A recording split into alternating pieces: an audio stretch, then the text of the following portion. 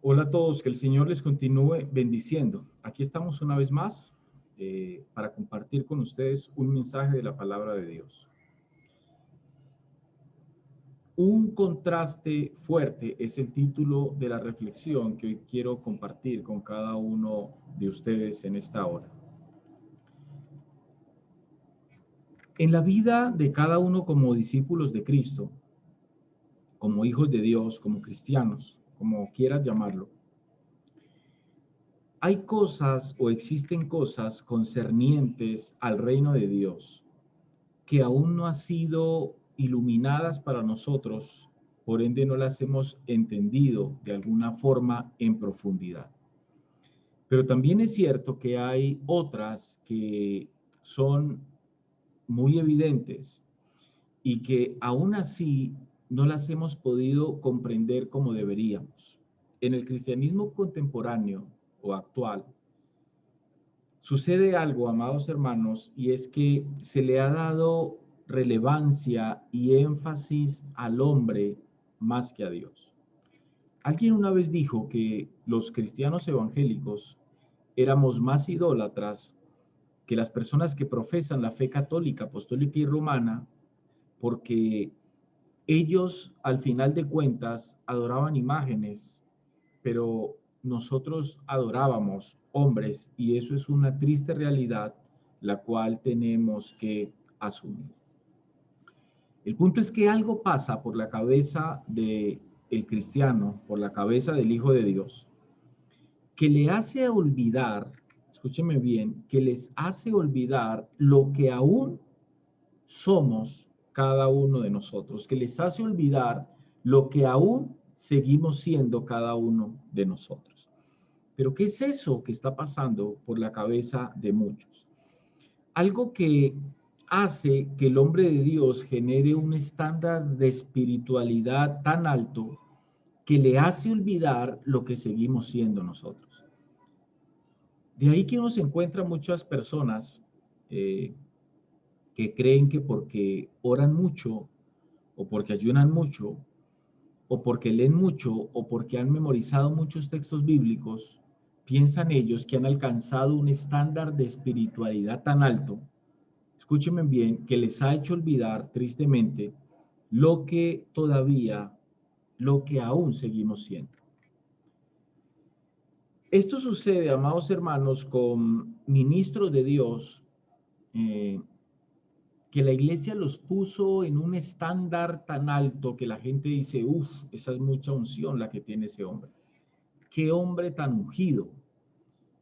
Y a veces escucha uno decir ese tipo de afirmaciones y estoy casi que convencido que las personas que hacen esas afirmaciones no tienen ni idea de qué es lo que significa la unción o a qué es lo que hace la referencia a la unción.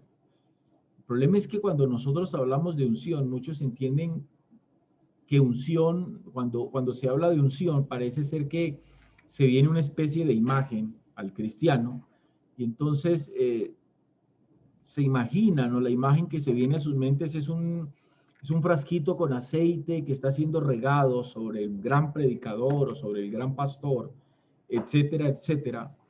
Pero cuando vamos a la escritura, cuando el apóstol Juan habla acerca de la unción del santo, está haciendo referencia al Espíritu Santo. Y el Espíritu Santo habita y mora en la vida de cada uno de los hijos de Dios.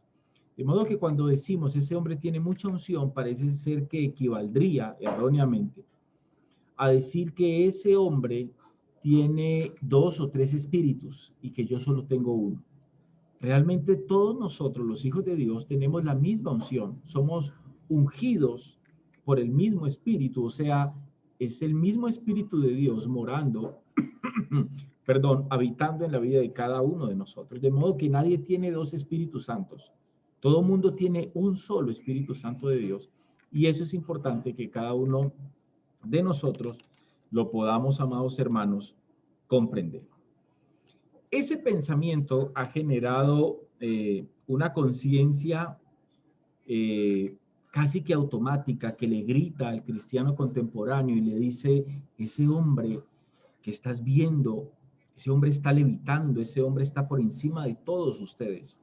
Y eso, amados hermanos, le ha hecho mucho daño a la iglesia del Señor. Hay un texto del apóstol Pablo en la segunda carta a los Corintios, capítulo 4, versículo 1 al 7. Vamos a ese texto, por favor. Segunda carta del apóstol Pablo a los Corintios, capítulo 4, versículo 1 al 7. Dice Pablo allí, vamos a leer en el nombre del Padre, del Hijo y con la dirección del Espíritu Santo. Dice, por lo cual, tenido nosotros este ministerio, según la misericordia hemos recibido, dice, no desmayamos. Antes bien, dice Pablo, renunciamos al oculto y vergonzoso, no andando con astucia ni adulterando la palabra de Dios, sino por la manifestación de la verdad, recomendándonos a toda conciencia humana delante de Dios. Pero si nuestro evangelio está aún encubierto, noten por favor que Pablo no está hablando del Espíritu Santo, sino del evangelio. Pero si nuestro evangelio aún está encubierto, entre los que se pierden entonces está encubierto. En los cuales el Dios, noten el Dios ahí con D minúscula, que es equivalente a un ídolo falso, a un falso Dios. De este siglo, dice, cegó el entendimiento de los incrédulos para que no les resplandezca la luz del evangelio de la gloria de Cristo, el cual es la imagen de Dios, porque no nos predicamos a nosotros mismos, sino a Jesucristo como Señor y a nosotros como vuestros siervos por amor a Jesús. Versículo 6. Porque Dios que mandó que de las tinieblas resplandeciese la luz, es el que resplandeció en nuestros corazones, dice Pablo allí, para iluminación del conocimiento de la gloria de Dios en la faz de Jesucristo. Qué interesante es esto que habla el apóstol Pablo aquí, amados hermanos. De aquí nace el título de este mensaje, de esta reflexión. Aquí está el contraste fuerte, un tesoro en vasos de barro. El contraste entre el tesoro, hermanos, y el vaso de barro apunta hacia la superioridad del tesoro y la inferioridad del barro. En este caso, el tesoro es el evangelio de Cristo que produce salvación y el barro somos cada uno de nosotros. Pero ¿cuál es ese tesoro? Vuelvo, insisto en eso, porque puede ser que muchos piensen que el tesoro del cual habla Pablo aquí es el Espíritu Santo, y si la respuesta es solo el Espíritu Santo, entonces tenemos un gran problema. Y aclaro esto, no estoy diciendo que el Espíritu Santo no sea un tesoro puesto en nosotros, porque realmente lo es. Lo que pasa es que Pablo no está hablando del Espíritu Santo aquí. Cuando uno analiza las palabras de Pablo aquí, claramente está hablando del tesoro que representa la predicación del Evangelio. El tesoro es la grandeza, hermanos, del Evangelio de Cristo Jesús y la gloria de Dios hecha evidente por medio de ese Evangelio. Ahora, hay una pregunta muy interesante. ¿Por qué Dios pone un tesoro tan grande en vasos tan débiles? Y la respuesta es simple: para que la grandeza del poder sea de Dios siempre y no de nosotros. Para que sea evidente para todos los que tienen ojos para ver que la obra es hecha por el poder de Dios, no por el poder del vaso que somos nosotros o cualquier ministro. ¿Quién es digno de ser un contenedor? Realmente, preguntémonos eso. ¿Quién es digno de ser un contenedor de la luz y de la gloria de Dios? La persona más inteligente no es lo suficientemente inteligente. La persona más pura no es lo suficientemente pura. La persona más espiritual no es lo suficientemente espiritual. La persona más talentosa no es lo suficientemente talentosa. Todos somos solamente vasos de barro que tienen un gran tesoro inexplicable. ¿Por qué Dios escogió utilizar? Puede alguien preguntarse en esta hora eso. ¿Por qué Dios escogió utilizar vasos de barro poco confiables en lugar de vasos celestiales más seguros? Y la respuesta es simple: porque los vasos perfectos solo son seguros para traer gloria a sí mismos. Eso fue exactamente lo que pasó con Satanás. Dios le dijo: perfecto eras hasta el día que se halló en ti maldad. Te preguntarás, ¿cuál maldad? Buscar su propia gloria y no la de Dios. Allí radicó la maldad de Satanás. Buscar su propia gloria y no la de Dios. ¿Y por qué buscó su propia gloria Satanás? Porque Satanás era un vaso perfecto. Por eso, ese es el punto. No importa cuánto de Dios tengas, jamás te podés olvidar que seguís siendo barro. Ese es el punto de este mensaje. No importa el estándar que creas o tengas hoy, amado hermano, en Dios. Nunca mientras estés vivo dejarás de ser barro. Hermanos, entender esto y jamás olvidarlo nos lleva a esa conciencia de saber cuánto dependemos de Dios, que nada de lo que hagamos para Él es para nuestra gloria, porque nada de lo que hacemos es virtud nuestra, es solo una manifestación de Él en la vida de cada uno de nosotros. Hermanos, no podemos tener otra perspectiva de nosotros mismos, somos barro. Y sin el tesoro de Dios en nosotros, no somos nada y no valemos nada. Qué interesante, hermanos, que los atributos de Dios, perdónenme, que los atributos del barro, sea que el barro es delicado, el barro es frágil, el barro es débil, el barro es pasajero, el barro es quebrantable, es exactamente lo que Dios necesitaba. Sigamos leyendo aquí desde el verso 7 al 12, por favor. Dice, pero tenemos este tesoro en vasos de barro para que la excelencia, dice ahí el apóstol Pablo, sea de Dios.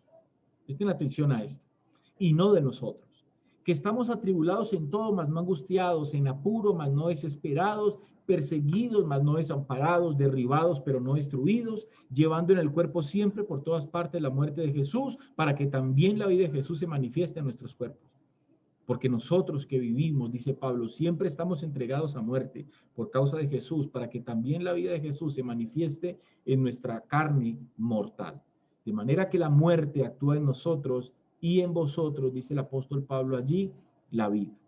¿Por qué el Señor, hermanos, no escogió otro material más fuerte? ¿Por qué Jesús no escogió el oro, la plata o la piedra? Él necesitaba un material quebrantable fácilmente. Y esa es la esencia de nuestra vida como discípulos de Cristo. Tal vez esto suene cruel para ti, pero muchas de nuestras pruebas, problemas, conflictos y demás situaciones adversas en nuestras vidas, hermanos, no son más que formas en las cuales Dios quiere quebrantarnos. Así como tú lo haces con tu cochinito, con la alcancía, cuando piensas en sacar ese dinero, lo que estás pensando es en que para poder sacar el dinero que echaste en tu alcancía, tienes que quebrantar la alcancía, tienes que quebrarla. Así Dios quiere sacar de nosotros lo mejor que puso Él en cada uno de nosotros. Lo que Él mismo depositó, iglesia, dentro de cada uno de nosotros. El apóstol Pablo, amados hermanos, en este texto que estamos leyendo, sabía perfectamente bien, Pablo sabía muy bien de lo que hablaba. En la segunda carta a los Corintios 12, 7 al 10, vamos allí. En la segunda carta a los Corintios, capítulo 12, versículos 7 al 10, mire lo que Pablo dice aquí.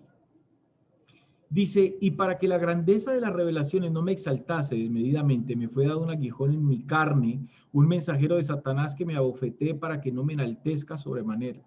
Respecto a lo cual 3 veces he rogado al Señor que lo quite de mí, y me ha dicho, bástate mi gracia, porque mi poder se perfecciona en la debilidad. Dice aquí el versículo 9, porque mi poder se perfecciona en la debilidad. Por tanto, de buena gana me gloriaré más bien en mis debilidades para que repose sobre mí el poder de Cristo, por lo cual, por amor a Cristo, me gozo en las debilidades, en afrentas, en necesidades, en persecuciones, en angustias, porque cuando soy débil, dijo Pablo, entonces soy fuerte. Dios le estaba diciendo, mi poder suplirá fuerza en tu debilidad.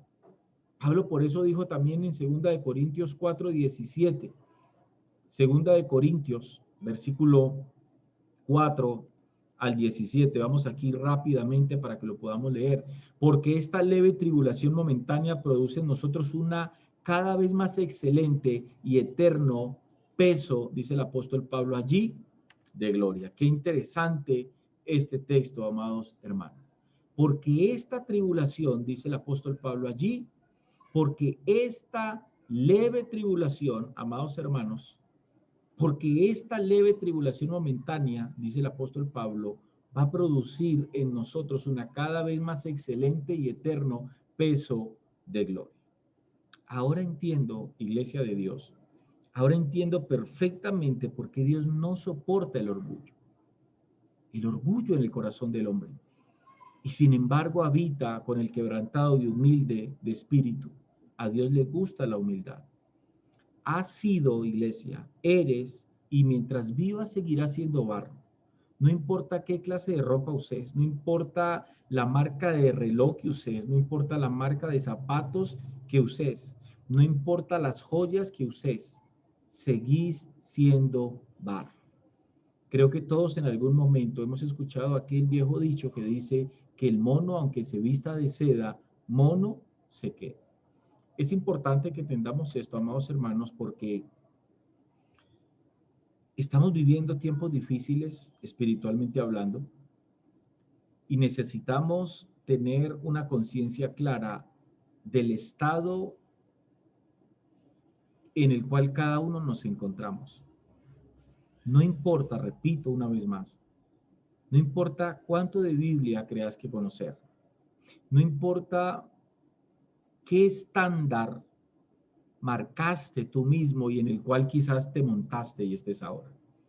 No importa cuán alto, cuán maduro espiritualmente te creas, sos barro y seguís siendo barro.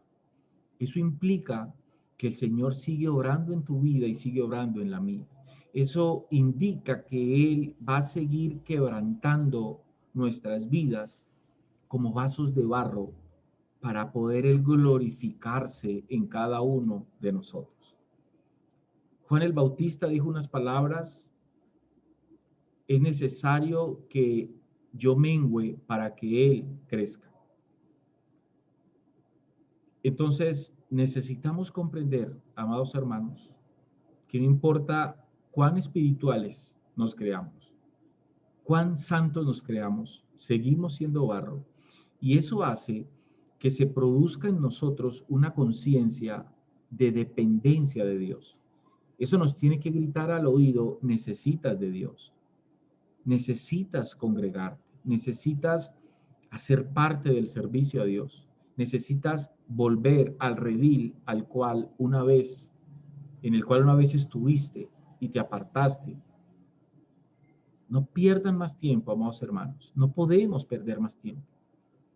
El mundo no nos puede hacer creer que nos volvimos de un momento a otro de hierro o de acero o de bronce, porque seguimos siendo barro. Dios les continúe bendiciendo y hasta una próxima oportunidad.